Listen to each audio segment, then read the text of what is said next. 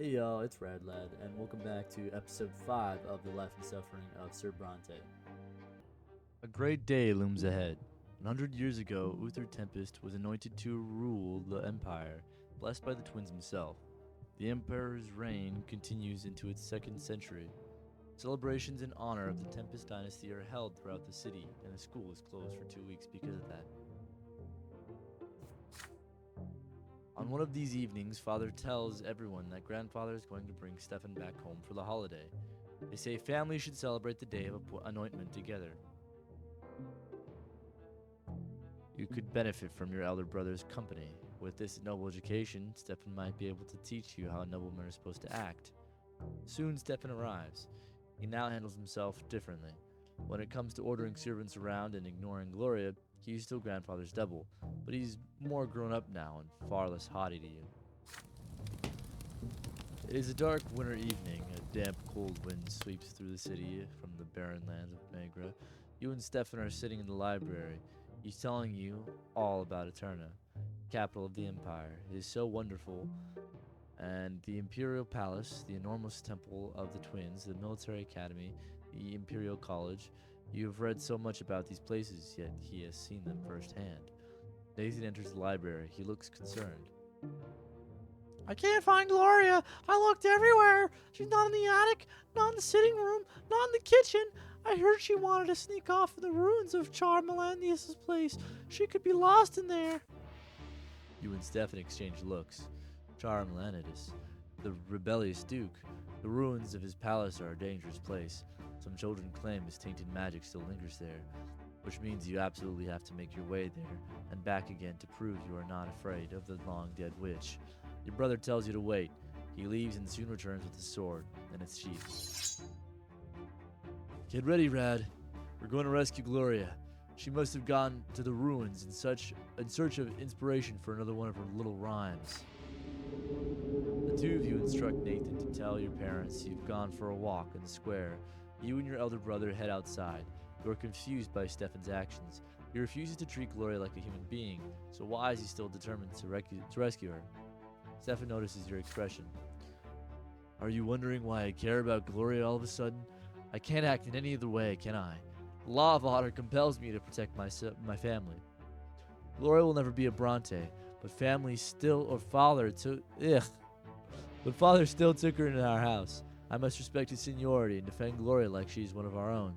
You are Brante too, noble or not, which means it is your duty to aid me. The ruins of Charmelandis' place span an entire district. The palace was abandoned centuries ago, and its remnants are overgrown with thick underbrush. The ruined palace is empty, nothing but cold wind blowing over crumbled brickwork. Even the worst scum of the land steer clear of this place. You make your way through the ruins until you spot scattered sheets of paper covered in writing. Your sister's writing. You hear loud laughter coming from behind a dilapidated stone wall nearby. You pull yourself up to peer over it. Gloria is lying on the ground, face down, twitching and sobbing. A gaggle of drunk young thugs surround her, cackling and swinging their arms about. You hear their shouts. Look at the lass sitting here rhyming words together. She thinks she's all noble, but don't you worry, you Lord Burntart. We're gonna teach you your place. One of the louts spits at Gloria as she lies there. Get away from here this instant, you bastards, or I'll spill your guts. They respond with mocking laughter. Stefan draws his sword. The street thugs recoil in fear, but they soon notice that he is only one armed man against many. They start reaching out for sticks and stones. Stay by my side. Don't let them flank me. Stefan's hand shakes, but he looks ready for battle. He's outnumbered. For a moment, you hesitate. Perhaps it might be better to run for the nearby district and call for guards. The young thugs are already armed with makeshift weapons. They start approaching you and Stefan cautiously. Here we go. Stefan's firm voice fills you with confidence. You follow your noble brother's orders. It takes a moment to grab a stick, and then you are at Stefan's back, angrily swinging at the louts as they try to bring him down. One of the louts lunges at your brother with a stone, but you hit him with a stick, and he falls down right at Stefan's feet. His sword flashes. The blade sinks deep into the young man's stomach. He wheezes. Blood starts pouring out of the ground. Thugs freeze. Stefan pulls the sword out, his face an inscrutable mask, and returns to his fighting stance. You are stunned to see Stefan take another man's life so easily and effortlessly, like picking his own teeth. The thugs look like they're about to flee. There is rage and confusion on their faces. They never expected the young nobleman to use the sword. Stefan just scoffs at them. Bloodborne scum, that's all you are. This is the only language you understand. Good job, brother. Gloria, get up. We're going home. He turns to glance at your sister, giving the enraged thugs just enough time to rush at you. You get separated from Stefan. Your back is against the wall now. They hit you hard in the stomach, then the face, and the side of the head. Then your mind slips away. When the darkness disperses, you find yourself lying in your bed. Stefan is in the armchair next to you reading a book. He's alive! With left arm in a sling and black eye, but he's still alive. Your head is spinning, and you feel nauseous. You try your best to sit up. Stefan looks up from the book. Don't try to get up. You lost a lot of blood. I suppose that was a few thugs too many for a single warrior, even with good backup. I'm impressed. We fought like an army. The noble orders, the commoner obeys, all according to our lots. We defended the family's honor together. You know, brother, the nobleman's lot is also a great burden that few are able to bear. It takes courage, not to fight everything you see, but to do your duty. Each and every decision a nobleman makes becomes a part of his family's legacy, following in the blood tide forever. I think about it often. A noble mustn't act weak. A noble mustn't suffer like people of the lore-born lot. A noble men must rule over them wisely. A noble must ensure that they have work to do. It's not merely our own lot you have to look after. You have to ensure that 1,000 others can live by their lot as well. And there are so many more matters to take care of. Honor, dignity, tradition. It's tough, but it's what it takes to be a nobleman. Do you understand what I'm talking about? There's approval in your brother's eyes for the first time in a long while. It was a pleasure to fight side by side, brother. All right.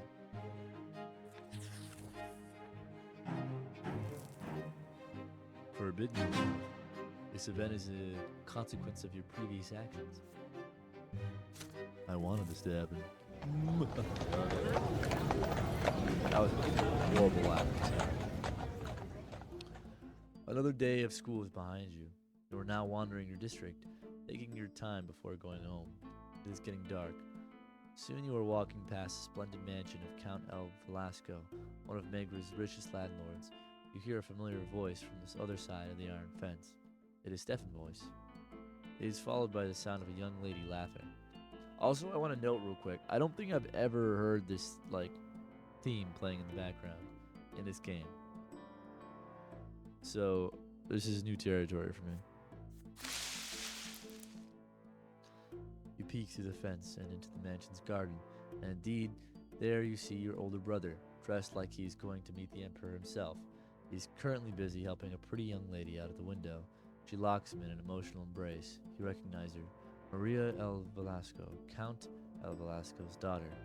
And as the whole city knows, she's already betrothed to another young nobleman from a far more illustrious family. Oh, Maria, I thought I would help you come down to earth from your heavenly abode, but your very touch brings me to the heavens.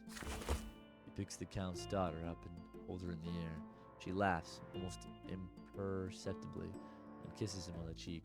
Then Stefan takes her by the chin and turns her face to him. Their lips join in a kiss. A flurry of emotion washes over you as you watch it happen. Stefan is putting the reputation of your entire family at risk.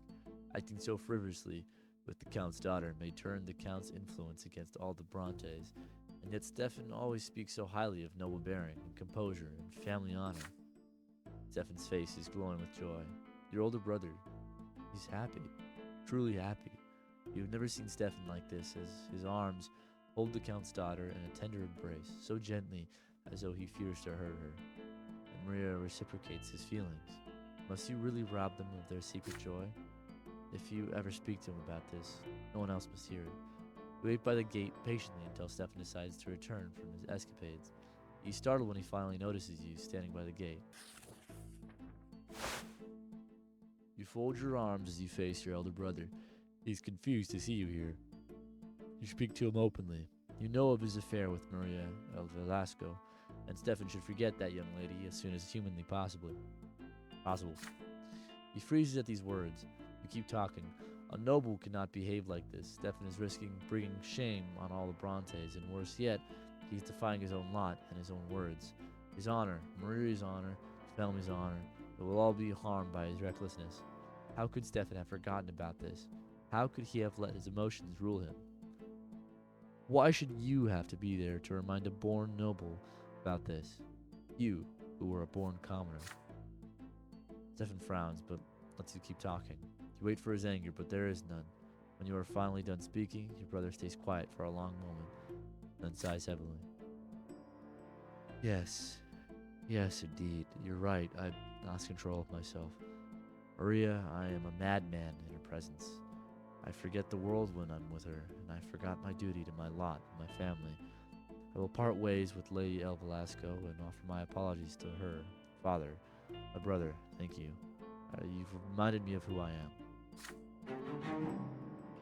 From that day on, Stefan stops going out at night. His attitude towards you has changed too. He now looks at you with respect, as if he has finally come to see you as an equal. Even in his anger, he is now quick to recall your brave decision to stop him. Alright.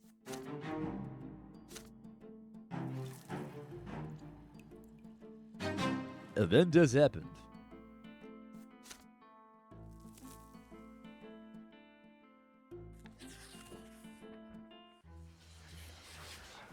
Trial of the assailants.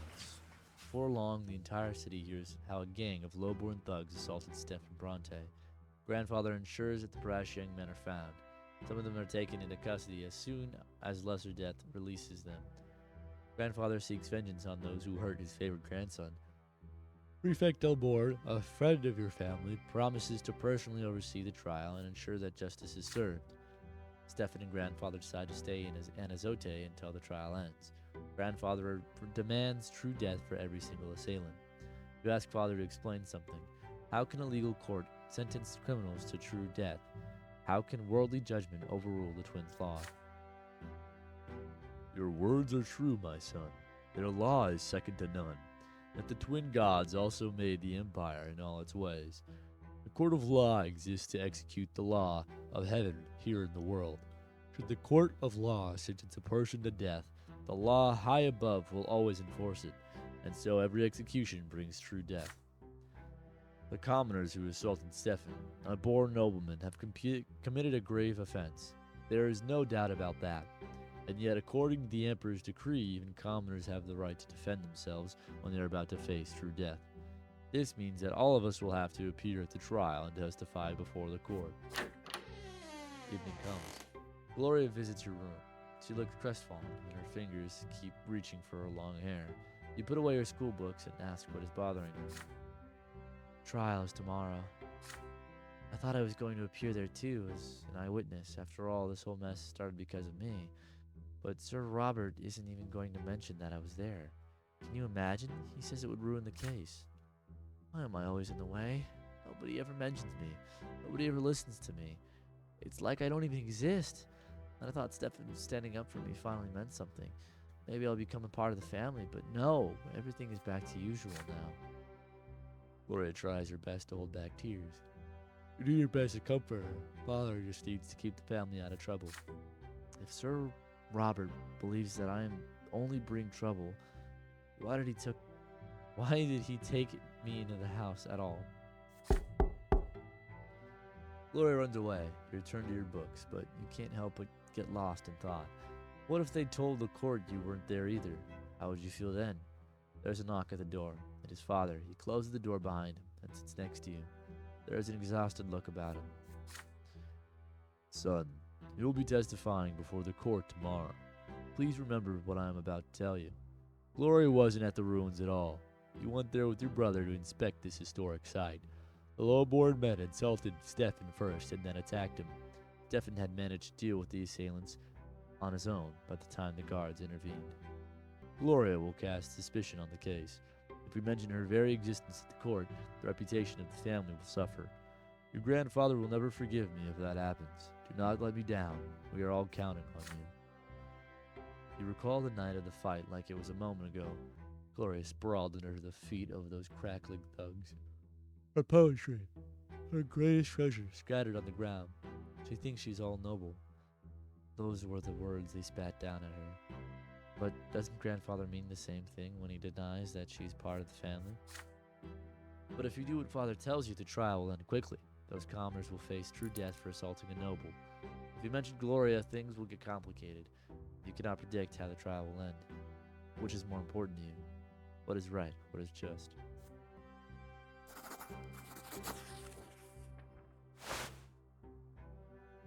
You nod in agreement. You will follow the family's plan for the trial to the letter. A faint smile appears on father's fatigued face. Thank you, son. This is an important case for our family, and for me as well. I appreciate your support.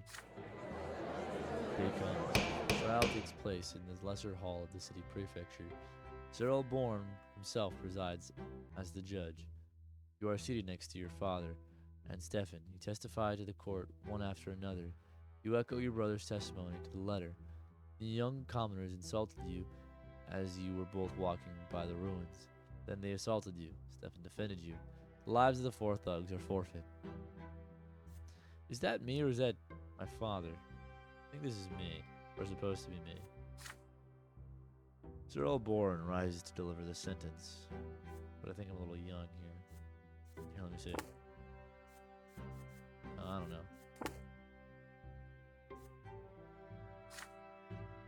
The court of Anazote judges you guilty of assaulting Stefan Brante, a nobleman. All 4 defendants are sentenced to true death by hanging. There is no wind, but you feel a gust sweep through the hall. The defendants turn pale. Their mothers are bawling and crying. Everybody in the court feels the dreadful power of the law, and it is stern and just. That very power has been invoked by the sentence. And by that very sentence, the lives of the 4 young men are literally forfeit for all eternity. The gallows await. Stefan and grandfather stand in the front row. The wood creaks. The trapdoors under the young men's feet open under the young men's feet. They dangle in the air, wheezing and reaching out for support with their feet in their final moments. Father lets out an inaudible sigh of relief. It's all over now. When Gloria comes back home the day after, she refuses to eat dinner and locks herself in her room. Before she leaves, however, you notice a scratch on her face, and her hair is disheveled. You go to her room and knock at her door, but she will not open. Then she finally replies, she has gone to bed and you should leave. Did you do the right thing during the trial? Your sister is still being bullied. No one knows she has a family to defend her, and Gloria does not want to be defended now. Those 4 commoners saw no mercy. Their lives ended for assaulting a nobleman. What did you seek to prove for this, and to whom? Was it worth it in the end? Hey, I've got pure affection from this guy. Love this man. Doesn't matter.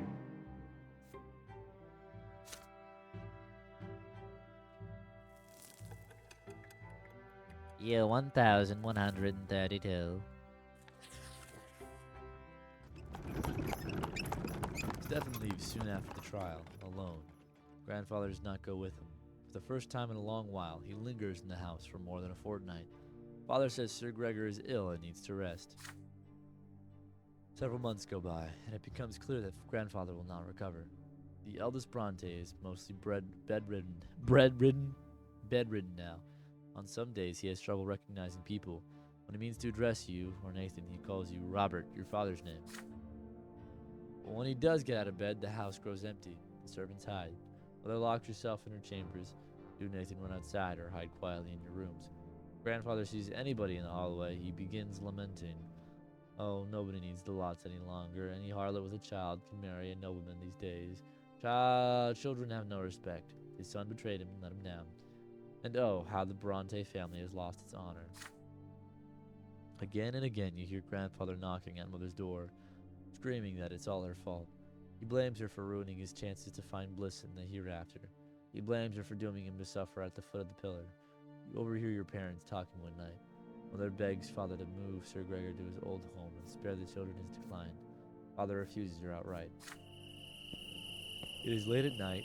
The hot, dry winds are coming. The house is empty save for you, Nathan and Gloria, mother and grandfather in his bed. Father has left for the capital on business. You are engrossed in the history of the Empire, snapping out of your reverie only when the clock strikes midnight. You blow out the candle and get ready for bed. You hear the shuffling of heavy feet outside your door. You see light in the hallway. Grandfather, what could he want in the middle of the night? You look crazy. Peek into the hallway once he is past. Grandfather's figure sways as he heads for the door to Mother's chambers. He opens the door and walks in. You hear him saying something quietly. Your unease is stronger than you fear now. You sneak closer to hear his words. You foul commoner, I need to cleanse my sins. I have to save my soul. You are my greatest sin, you and what you have done to Robert and this family. I should have put a stop to this marriage. I should have stopped Robert from tainting this house by your presence. Why didn't I do it? Please, Sir Brante, I beg of you. Silence! You will do my bidding. Fire will cleanse all low-born filth from this place. Fire and flame will free Robert from this disgrace. This is for my son's sake. For my son's sake. For my sake. I need to eradicate this low-born filth. The twins, they are calling for me now. I can feel it. I can feel it. I beg you, please have mercy. Mother begins to cry. You run into the room, unable to stay out of this any longer. Grandfather's gaunt figure looms over Mother's bed, a lit oil lamp in his hand. Mother is sprawled out on the bed, crying. Please, just let me warn the children, I beg of you, Sir Brante. Your steps are loud enough to be heard. Grandfather turns to look at you. Stay out of this, Rad. Be useful for once. Worldly matters concern me no longer. I see only my sins now. I am a sinner, I am. A sinner. The twins, they forgive no one. They will judge me by the pillar. I must do something. I don't want to suffer for all eternity. Go away. Mother's crying. Grandfather is still looming over the bed, driven to madness. His hand shakes as it clutches the oil lamp. His eyes shine in the dark. He truly believes has to be done. You are suddenly torn. What if he's right? What if that is the only way for the soul to find salvation? There's no going back now. You have but a moment to act.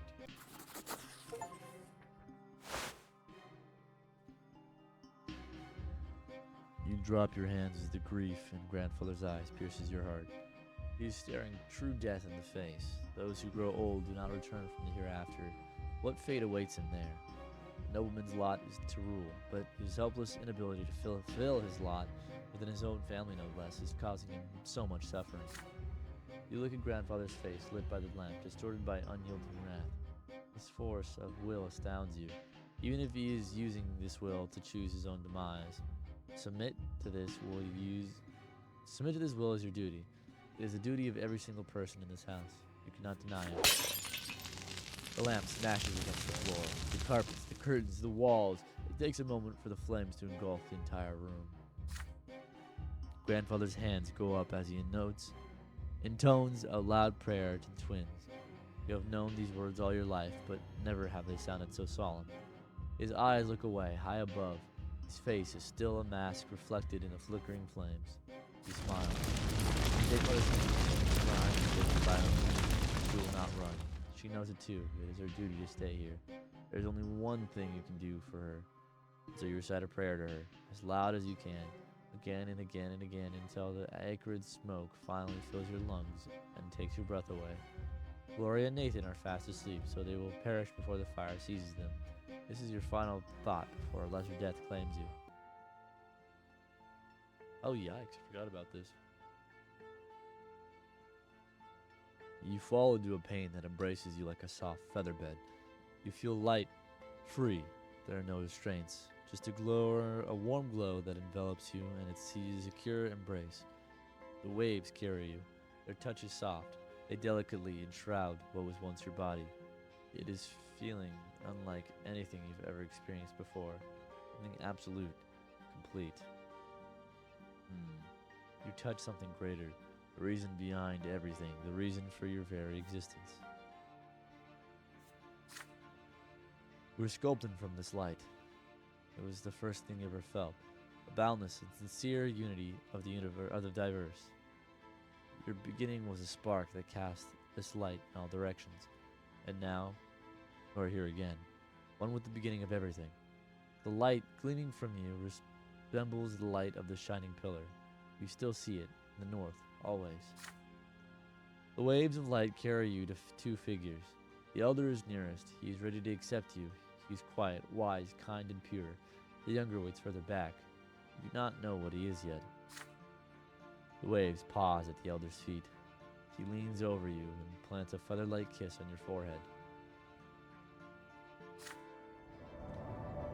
The kiss spreads all over you. You are filled with an unparalleled light and bliss. You exist. You are unique. There's no one else like you. They know this, and they love you. You will never be alone. You are part of them, a part of your family, a part of the universe. The twin gods will never leave you. They watch over you constantly. The elder softly touches you as you lie spread out amongst the waves, sending you further down the torrent of light. You float on, to the top of the silver tree spreading crown. The closer you get to the silver tree, the heavier you become. The waves draw you down along its trunk, but you do not wish to part with the warmth and the softness, with the love. You turn around. The elder is still watching you. He nods. All is as it should be. Go, your time has not yet come. You must return to the world now.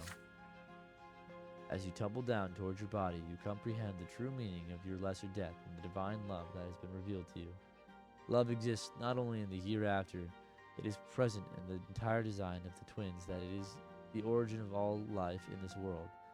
What is a manifestation of this love in your mortal life? Could be myself, I guess. Sudden comprehension of the love which the entire world is imbued illuminates your mind. Then it fades away and vanishes. You regain the sensation of your flesh.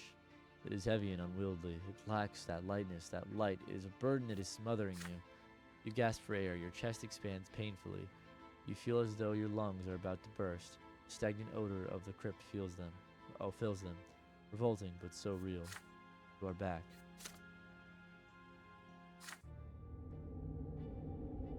The first thing you see in the gloom of the family crypt is Mother's sorrowful eyes. This is your fault. But what could you have done? Without a sound, you mouth to her that very words she taught you. You must accept all suffering. This is the commoner's lot. And even at these very moments you live by your lot. As you lie on the cold rock of the crypt and do not turn away from Mother's weary face. This is my last life. In the depths of the crypt you find Nathan and Gloria, reborn for the first time. They are shaking and crying silently. They have experienced their first death. Mother takes the children by the hand. You leave the crypt without a word and walk to what is left of the Brante estate. You belong to the common lot, and so you must endure the lash of fate as it strikes again and again. The servants come in time to put out the fire, but the second floor has already been reduced to ash. It will be a while before the floor is restored. Thomas's family gives you refuge for the night. No matter what happened, life goes on. The family estate was damaged by the fire, yet the family continues to live there. Grandfather's charred body is taken to the family crypt. Gregor Brante has died his true death. Go there to look at him. His face is covered by cloth, hiding its expression. Did Gregor Brante finally find solace at the pillar amongst the flames, in his final living moments? Or did he die as he lived, an embittered soul driven mad because he could never truly live by his lot? Alright.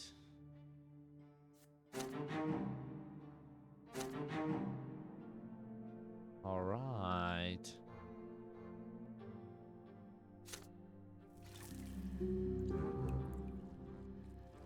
Grandfather's demise. Your grandfather, Sir Gregor Brante, left this world forever to meet the twin gods.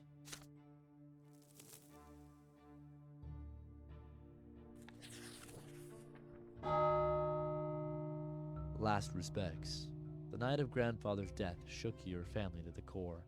And no matter how it happened, your grandfather, Gregor Brante, is dead and will never return.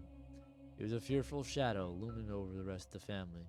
Brante patriarch, exerting his influence on all the lives below him, and all of you will remember him forever.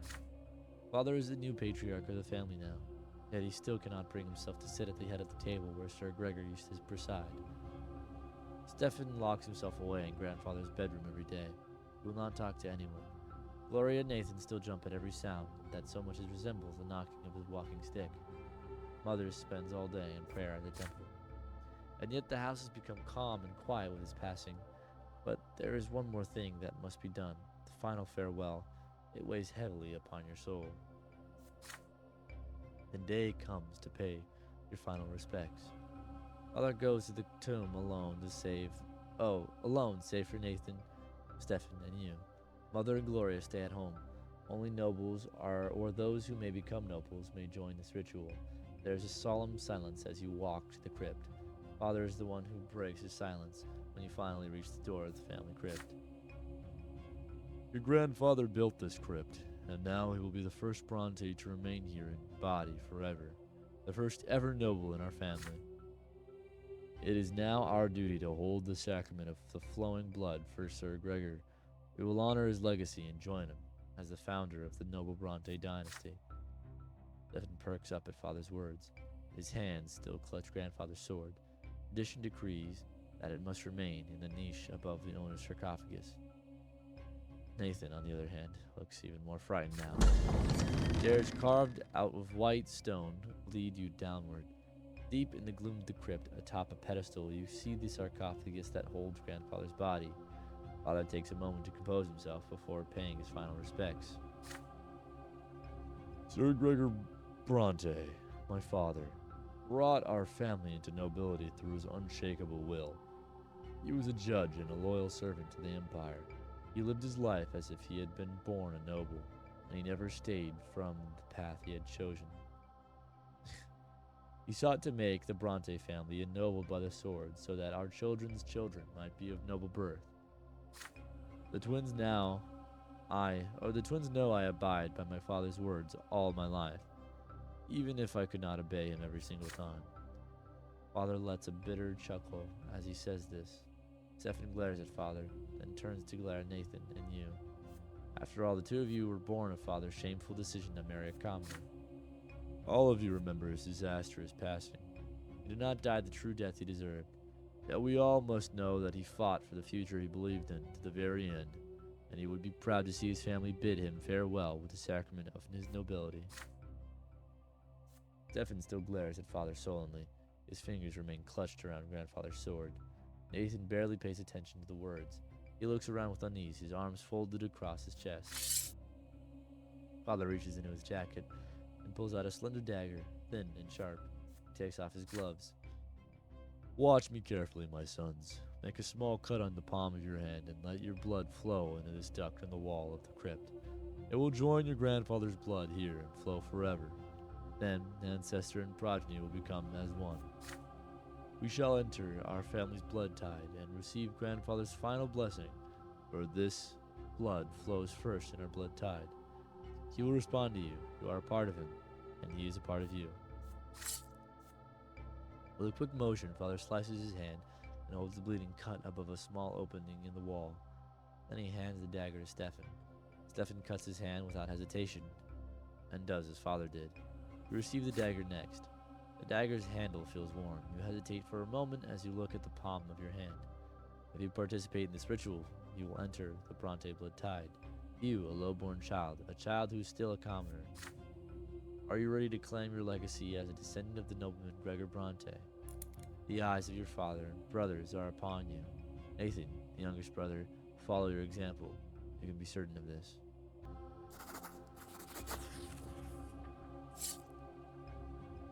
You grasp the family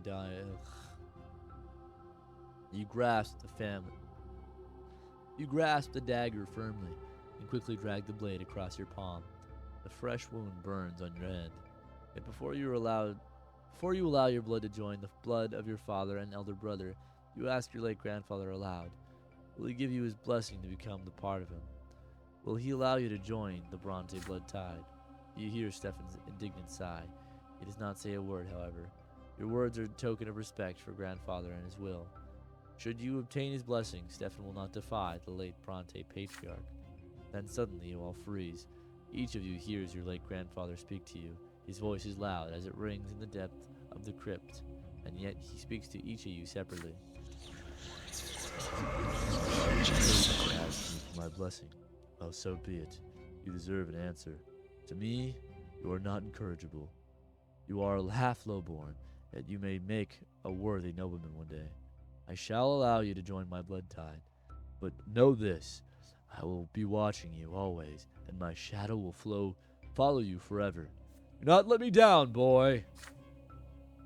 Grandfather's voice falls silent. You glance at your father and brothers, astonished. Save for Stefan, everyone else is dumbfounded as well. You have grandfather's blessing. You hold your hand above the opening in the wall. Your blood drips into the duct and flows further into the crypt as it combines with the blood of your father and brother. Nathan's turn comes. Your younger brother hesitates. Father offers him help, but Nathan shakes his head. Finally, he makes a cut, and Nathan's blood mixes with yours in the duct of the crypt. The ritual is complete. Stefan reverently kisses the grip of grandfather's sword and places it in the alcove above the sarcophagus. Once all is done, you leave the crypt together. Cool, fresh wind blows in your face as you return to the surface. Father stops halfway to the carriage and hugs Nathan and you briefly. Now your blood belongs to the dynasty of Sir Gregor Brante as well. Nice. Cool.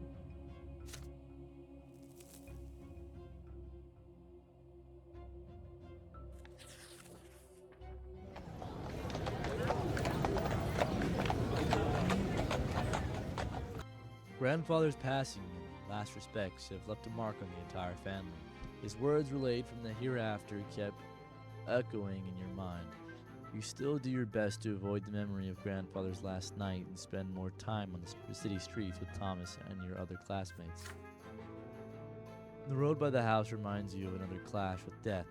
Sometimes as you walk along that road, you recall Sophia, the beautiful girl with the wonderful eyes, and the terrifying, thundering hooves. You have not seen Sophia since that fateful day. The children who live nearby say her parents sent her to a rich Archean family, the Ottens, as a servant. The sun is set, the pillar shines palely in the dark sky. Thomas is ill, so you decide to visit him and tell him the latest news. The streets seem oddly agitated tonight, full of horses, cloaked men, strange faces, and hushed voices. A young nobleman in a heavy embroidered cloak is walking back and forth, clutching at his sword nervously. There's a grimace of rage on his delicate blue face. He is an Archean. You overhear voices. Sir Rad, the girl's not at home. We searched the house. Her parents swear she ran away from home too. They claim they wanted to bring her back. Just do whatever it takes. Turn this loathsome district upside down if you must, but bring my servant back to me. She's here. Sophia ran away from an Archean? How can this be? There's only one place on the entire street where a person could hide, the abandoned Moral House, 4 houses away from yours. You head there doing your best not to attract attention. The lopsided house, built of yellow brick, has been abandoned for 20 years or so. You remember playing there as a boy, and you glimpse a figure inside even before you enter. Their eyes glimmer in the dark. You would recognize them even after another 4 years. Sophia has grown up. She's almost an adult now, and her face is full of fear. She's not the easygoing girl next door that you remember. She finally recognizes you. Oh, it's you, Rad. Be quiet. They're all looking for me. I ran away from the youngest Otten. I might be in for a lesser death here, but I'd rather die than spend another day in their slavery. I'm just a thing to him, just a toy to play with. Sophia winces and closes her mouth. As she says this, there's a glint of bright yellow deep in her eyes. I ran to my parents. I told them all about the men I had to serve, and they went and all alerted the Ottens. They don't want to be the target of their ire. But you weren't going to tip them off, are you? I am. Barking and shouting are getting closer. Sophia's voice grows quiet. She runs off to the darkest corner of the house before you can answer. One of the Otten's servants is so close that you can hear his cloak swishing against the ground. He notices something and calls for the others. There are more voices around you now. They approach the house from the yard and surround it. One of them seems particularly happy, or snappy, annoyed and impatient. You've already heard his voice today. If you're in there, girl, you'd be wise to come out and quit wasting my time. All will be forgiven, and you will go back where you were. You know it. And if you don't, I'll drag you out by the hair. The hilt of the young Archnean's sword bashes against the door. He is about to lose his patience. Sophia hugs the wall and the dark, trying to stay still. She glances at you. What will you do? Your heart is racing. Can you act against the Archnean's orders? Do you have the gall to defy the mighty nobleman? I'm gonna do it. You pull yourself together and walk slowly to the half-collapsed doorway. Sophia stays behind. The tall young Archnean stares you down, his condescending smile dripping with scorn. Your hand raises to point at Sophia's hiding place. Odd nods, satisfied. Then he steps inside, his fingers on the hilt of his sword. Follow him in tow. A silhouette runs in front of you. Sophia! You hear a high-pitched scream of rage. The golden light blinds you. Flash so bright it rends you from the inside. There's another voice in your head now, booming, screaming. Halt! Freeze! Drop! You lose control of your body, your arms and legs. You collapse at the Archnean's feet. Sophia uses this moment of confusion to run past the nobleman and out through the door. On steps over you, cursing, and runs after her. You hear noises from the other side of the wall, running, screaming, and orders to give chase. You lie there on a pile of old bricks, completely unable to move. Slowly the stupor leaves you. Finally, your knees can bend again. You get to your feet, swaying and walking out of the abandoned house. Young Archnean is standing in the doorway, shaking his head in frustration. So she's a witch, is she? Well, I'll be. What a fascinating lass. I knew I chose her for a reason. As there you are, youngster. So how do you feel? How did you like your first brush with magic? Tell me your name, and worry not. You have my thanks. You tremble as you introduce yourself to Dorius Auden. You go far, young Brante. You know your loyalties. Yeah. You walk back home, lost in thought. Sophia is a witch? You recall how it felt, how her magic bound you by the arms and legs, how it took away all control over your body, how it made you lose the will to move. That spell, you could sense something personal in the way it struck you. Was it hatred? The runaway girl becomes the talk of your district for an entire week. You overhear that Sophia managed to flee the city. The odds are furious. After this sudden appearance, she disappears from your life once more. You will not see her again until much, much later. Okay.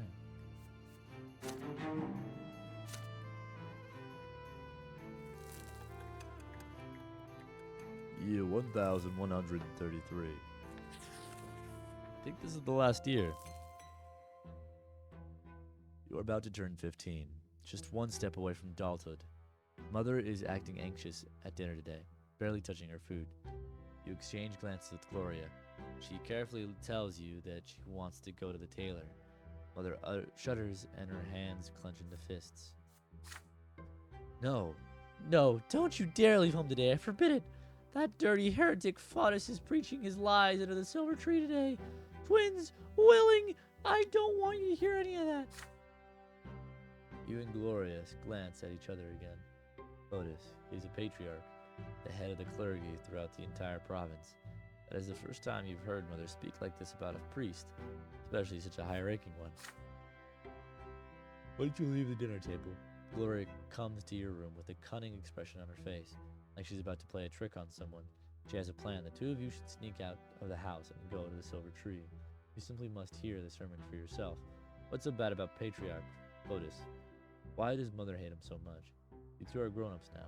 Surely you have the right to know. Grown-ups? I don't know about that one. You agree with your sister.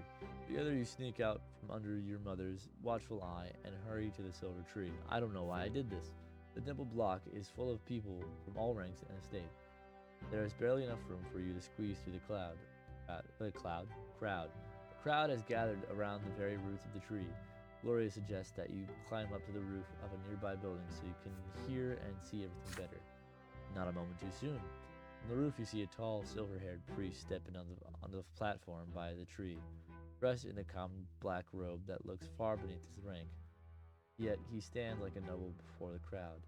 Behind his back is a banner flapping in the wind. The book, open book. This is the symbol of the new faith, the crowd whispers. The patriarch holds his hands up to the sky, and the entire temple block grows quiet. He begins a sermon, his vibrant voice rolling across the square. Otis speaks of a great mistake. We entrusted ourselves to the lots as the only way of ill-defined province in this world. But for all these years, the will of the twins has been interpreted for us by a single man, Prophet Eustachius. The twins are never watching from atop the shining pillar. Of this we have no doubt, or they're ever watching.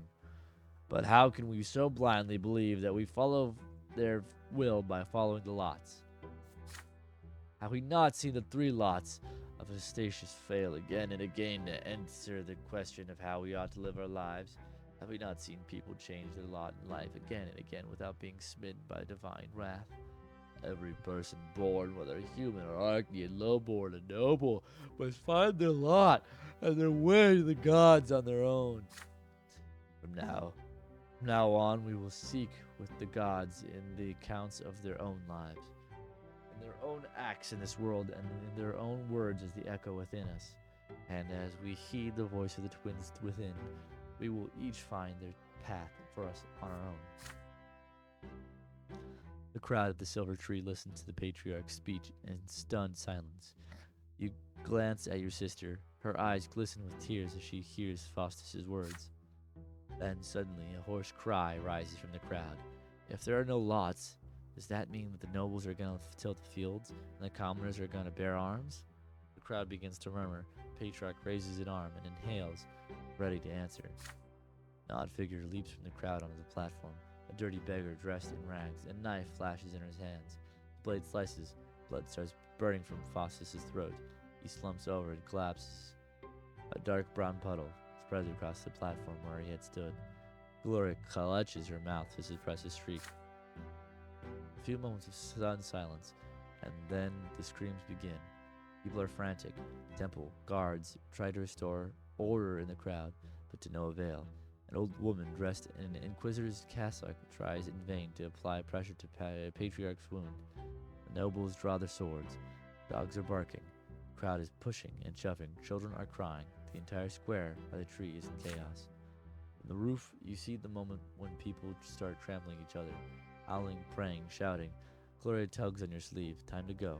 You smile down from the roof and run, or you climb down from the roof and run.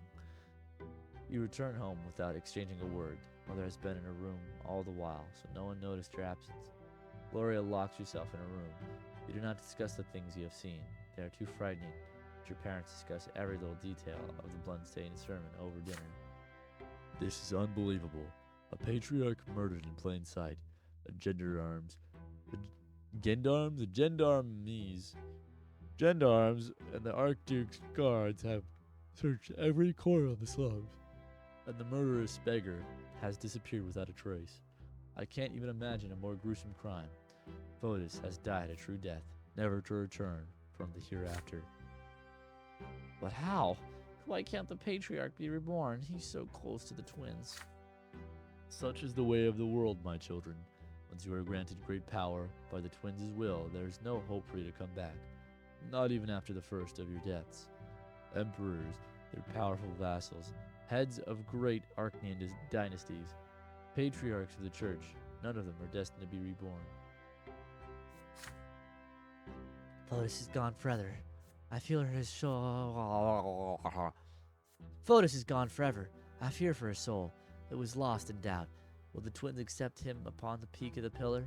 We must pray for the patriarch children. Let us hope he managed to return to the true old faith before the moment of his passing. But there is little hope for that.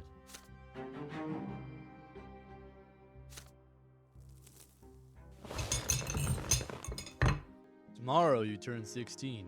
According to imperial law, you'll be a full adult. Your time at Sir Tiber's school has ended. You have studied enough to apply for the Imperial College and learn the judge's trade there. You are to travel to Eterna tomorrow. Your friend Thomas will go there with you to try his luck in the Imperial capital. Mother and father prepare you for the long journey. Remember, son, there is only one goal for you. You must become a student at the Imperial College.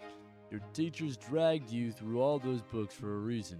You have the knowledge and fervor to be ennobled by the mantle as I was, and as my late father before me. And who knows, maybe one day you'll be the one to write the name Brante in the blue book and ensure that your children's children will be ennobled by birth. And Mother speaks to you carefully. There's worry in her eyes. But Robert, there may be another path for your son. Stefan, your firstborn, was born a noble. He will surely earn the title for the entire Brante family. Your second son bears the favor of the twins. For him, the path of the priest is a worthy calling, no less than a nobleman's sword. They have been arguing about your future for a while now.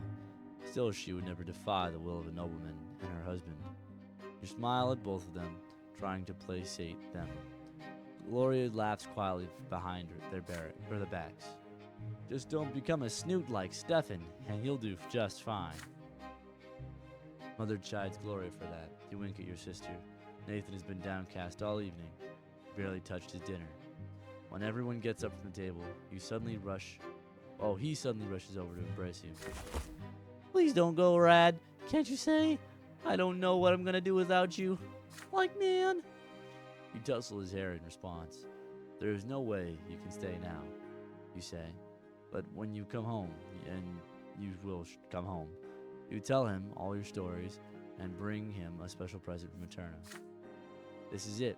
All your lessons have been learned. All your things have been packed for the road. You will leave the family home tomorrow. Tonight is your last night at home before your departure. You walk through the rooms one last time. The sitting room, where Mother used to read you fairy tales. The library, where Gloria used to spend all her time. Father's study, which you entered only on special occasions. The backyard, where you taught Nathan to build towers one summer. The whole place feels so familiar, so dear to you. It feels like home. You lived here for 16 years. Will you ever return? It is getting late. Everyone is already in their rooms, but you hesitate. Father, Mother, Gloria, Nathan, it will be a long time before you see them again. Who will you spend your last few hours at home with? It seems you only have two options.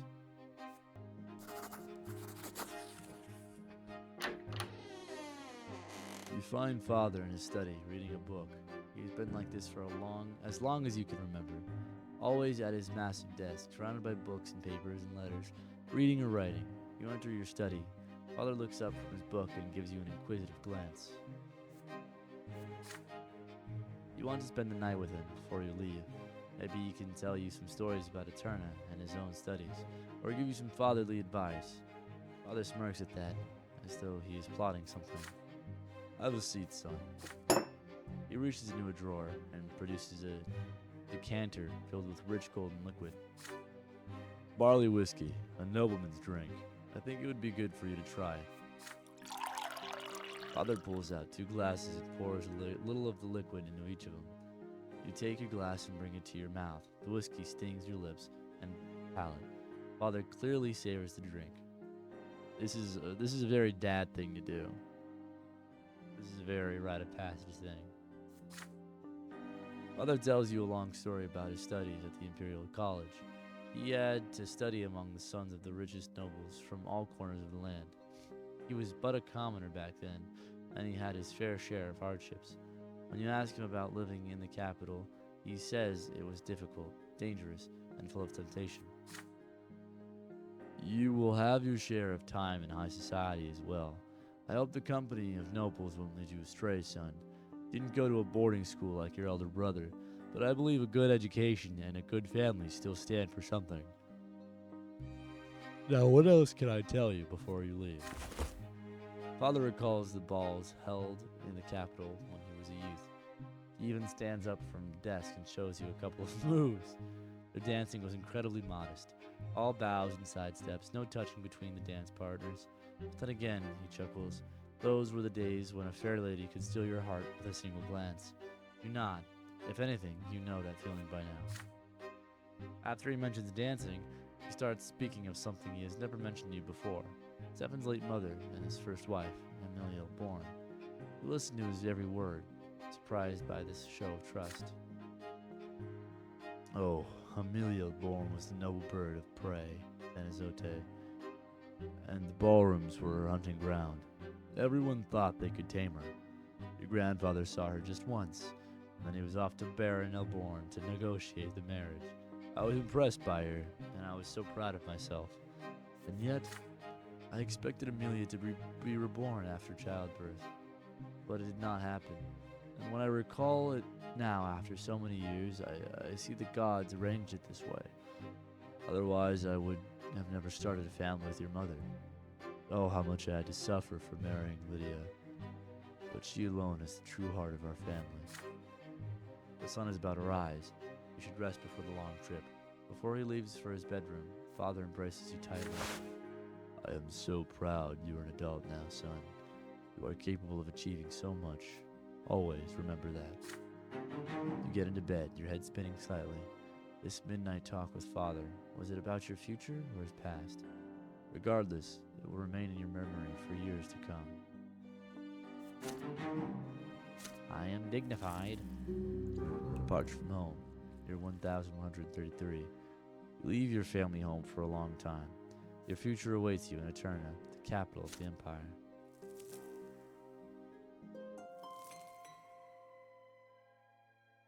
The end of adolescence. Last night was your final night at home. The carriage is now waiting at the gate, ready to take you to the capital. The clip-clopping of the idle hooves against the cobblestones count the seconds before your departure. You take one more look at your parents' house and recall your childhood spent there, in the nearby yards, at your school, and on the winding streets of Anizote. You clashed with the greater world around you and survived. You felt the tingle of emotion for the first time. You were taught by the school and the streets. You explored the city of your birth and learned something of its past. You witnessed firsthand events that will be remembered for history for all time. All of this is yours now and forever. You saw death, lesser death, followed by rebirth, and the true death that takes and never gives back. You saw death lying in wait to strike the unaware, like a beast stalking its prey. You saw grandfather's angry grimace lit by the flickering fire of the lamp, the Archduke's cavalry trampling through those who stood in their way, and your older brother's bloodied sword slicing through the air. Death has followed you from a very young age, and yet you live on. You have a friend who's been by your side for all these years. Thomas taught you many things, how to take a hit, how to keep your word, how to remain true to your own self. And now Thomas is walking in the same carriage as you are with a heavy bag slung over his shoulder. Your friend will remain your companion for the time being. Ahead of you is a long trip towards the capital and adulthood. For the first time, you will be away from your family and home. What awaits you in the future? Well, that's all for today. I hope you enjoyed, and stay rad. I set out for the capital of the Empire. There, I would discover my role in society.